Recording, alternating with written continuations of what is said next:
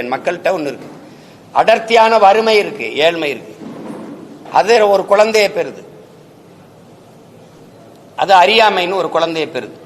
இந்த அறியாமையும் இந்த வறுமையும் சேர்ந்து ஒரு பிள்ளைய பெறுது, அதுக்கு பேர் மறதின்னு பேரு. இந்த மூணும் சேர்ந்து இந்த அரசியல் தலைமைகளுக்கு முதலீடா மாறி இருக்கு. நேத்து இங்க இருந்த இவனை திட்டி பேசுன, இன்னைக்கு மானம் கட்டு போய் இங்க இருக்க, அப்புறம் இவனை திட்டி பேசுற, என்னதான்டா அவன் கொள்கை கோட்பாடு அப்படின்னு இல்லையே. இந்த மாறி மாறி போறவங்களுக்கு ஒரே கோட்பாடு தானே, சீட்டு அதிகமா இருக்கணும், நோட்டு அதிகமா இருக்கணும், அங்க போவோம்ங்கிறது ஒரு கொள்கை. கொள்கைனா கொள்கை, கொள்ளு மரபு, கொள்கை கொள்கை தானே. வேற என்ன கொள்கை இருக்கு? வேற என்ன கொள்கை இருக்கு?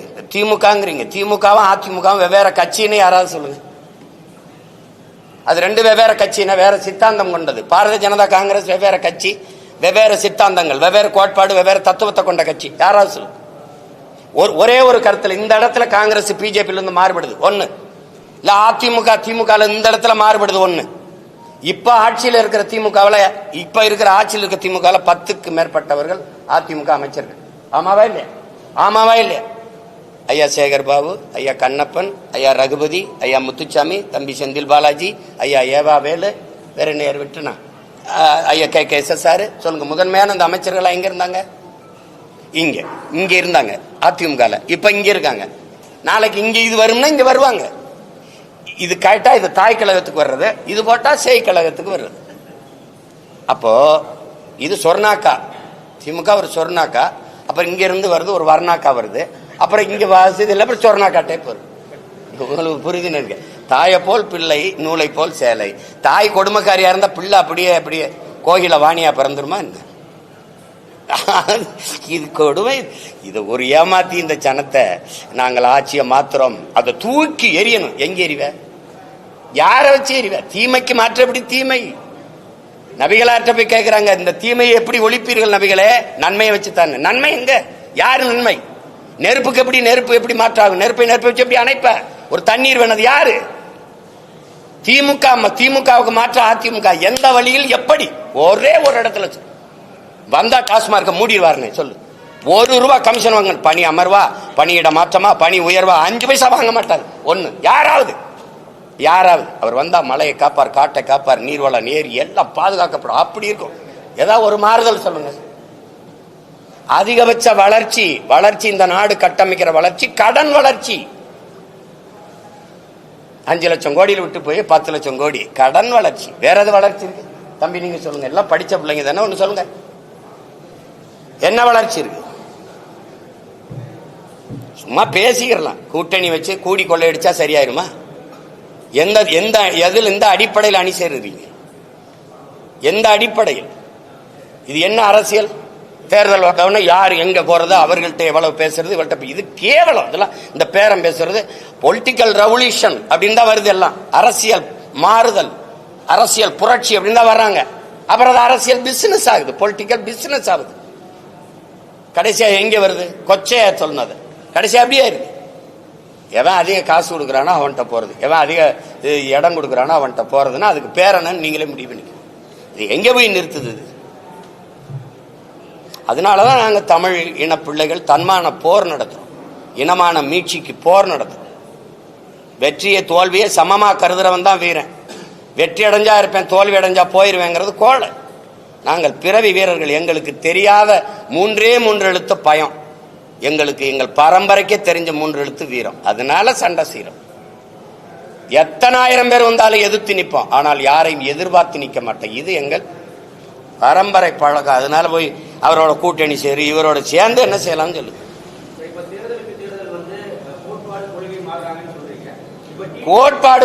கோட்பாடு கொள்கை மாறுறாங்கன்னு சொல்றீங்கன்றீங்களே, அது நடக்குதா இல்ல? நான் கேட்டா பதில் இருக்கா? உங்க கேள்வி எவ்வளவு தவறா இருக்கு. சொல்றீங்களே அப்படின்னா நான் இல்லாத ஒன்றை சொல்ற மாதிரி நீங்க சொல்ல வரீங்க.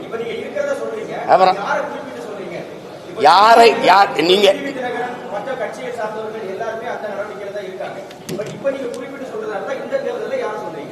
இந்த தேர்தலில் யார் மாறி மாறி போறாங்களோ அதை சொல்லுங்க. நீங்க நான் என்ன கேட்கிறேன், ஒரு கட்சியோட போய் கூட்டு சேர்ந்து தேர்தலை சந்திக்கணும்னா அந்த கட்சியோட நின்னா தான் வெல்ல முடியும்னா தனியா கட்சி இருக்கு. ஒன்றும் பேச மாட்டேங்கிறீங்க. யாரை எதிர்த்து கட்சி ஆரம்பிச்சீங்க? எந்த நோக்கத்திற்காக கட்சி ஆரம்பிச்சீங்க?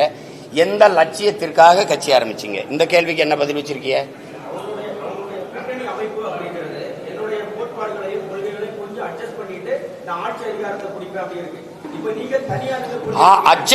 அட்ஜஸ்ட் பண்ணி நீங்க அட்ஜஸ்ட் பண்ணுங்க, ஆட்சி அதிகாரத்தை பிடிங்க. என்னத்தை பண்ணீங்க?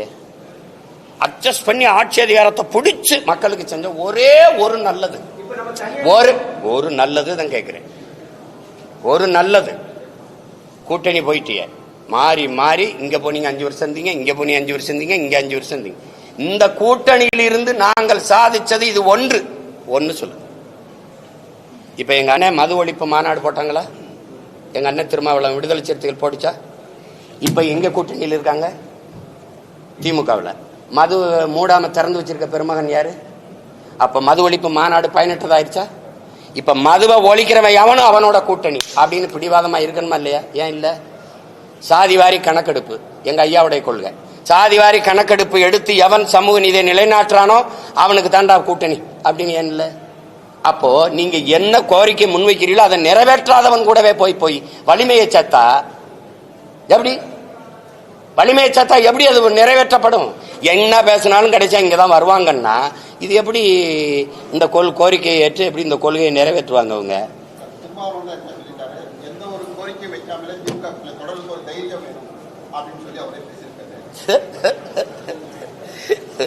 கூட்டத்துல நிக்கிறதுக்கு வீரமும் துணிவும் தேவையில்லை, தனிச்சு நிக்கிறதுக்கு தான் வீரமும் துணிவும் தேவை. இப்ப எங்க அண்ணனை போய் நான் எங்க அண்ணன் எடுத்த நிலைப்பாட்டை குறை சொல்லவோ இது சொல்லவோ நான் இல்லை. அது அவர் முடிவு, அவங்க நிலைப்பாடு. அது இல்லை. நாங்கள் இதுல நிக்கிறதுக்கான காரணத்தை சொல்றேன். இந்த சமரசம் என் முன்னவர்கள் செஞ்சதுனால படிப்பறிவையும் விட மேலானது பட்டறிவு.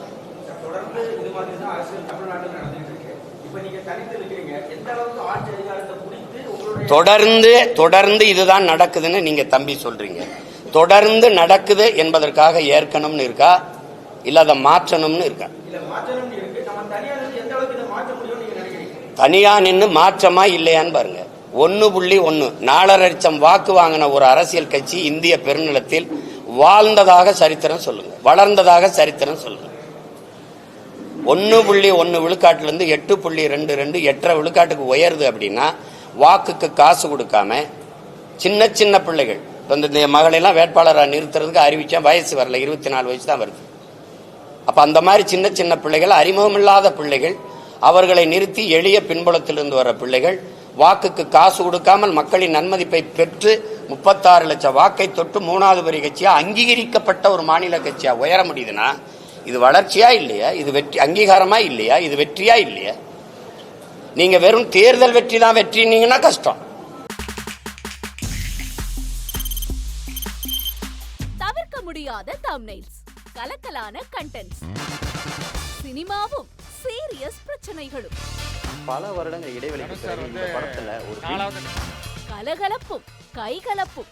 Me too, love you. Thank you so much. Mass ஏத்துறது போயிட்டே தான் இருக்காரே தவிர பிரேக்கே இல்லாமல் பிரேக்கிங் நியூஸ் சொல்லும் தந்தி டிவி ஆப்.